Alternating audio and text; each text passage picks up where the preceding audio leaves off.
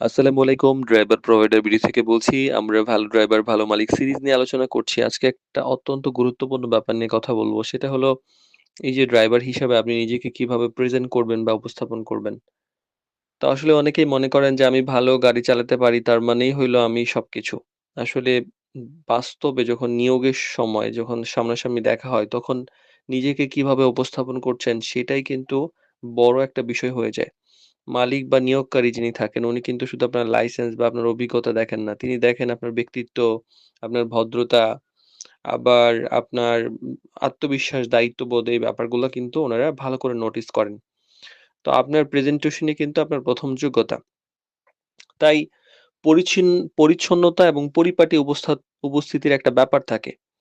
তাই ১ম ইমপ্রেশনটা দৃশ্যমান বিষয় থেকেই তৈরি হয়। যেমন পরিষ্কার পোশাক পরেছেন কিনা, পরিপাটি চেহারা মানে একটু গুছিয়ে গিয়েছেন কিনা, মার্জিত আচরণ করছেন কিনা, অতিরিক্ত ফ্যাশন আবার অনেক আছে যে চুলের কাটিং দেখলে মানে ভয় করে। মানে ভয়াবহ অবস্থা আরকি। দেখলে মনে হয় না যে ভদ্র।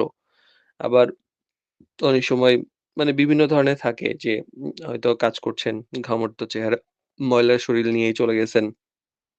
তো এইজন্য হচ্ছে শালীনতা মানে পরিচ্ছন্নতা এগুলো অনেক গুরুত্বপূর্ণ একটা ব্যাপার। কথাবার্তার ভদ্রতা একটা গুরুত্বপূর্ণ ভূমিকা পালন করে। যখন আপনি যতই দক্ষ হন না কেন, আপনি যদি রূঢ় অগুছানো আচরণ করেন বা আপনার আচরণে যদি বোঝা যায় যে আপনি ভদ্রলোক না, তাহলে কিন্তু এটা সমস্যা।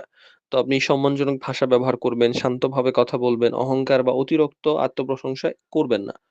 এটা একটা মানে ভদ্র আচরণ মালিকের কাছে অত্যন্ত মূল্যবান।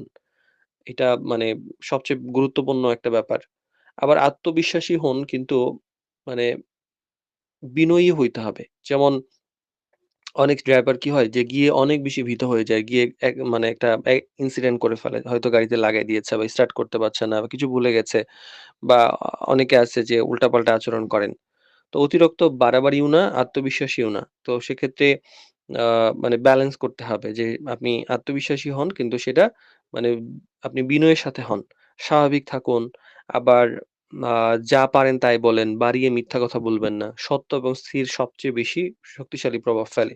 আবার নিজের দক্ষতা পরিষ্কারভাবে উপস্থাপন করুন সেখানে যে আমি এই পারি, সেই পারি। এগুলার চাইতে আপনি কত বছর কাজ করেছেন, কোথায় কাজ করেছেন, কোন গাড়িতে দক্ষ আছেন এই ব্যাপারগুলো পরিষ্কার করে বলুন। আপনি শহর বা রুট এটা কিন্তু গুরুত্বপূর্ণ ব্যাপার যে আপনি কি চেনেন বা না চেনেন না।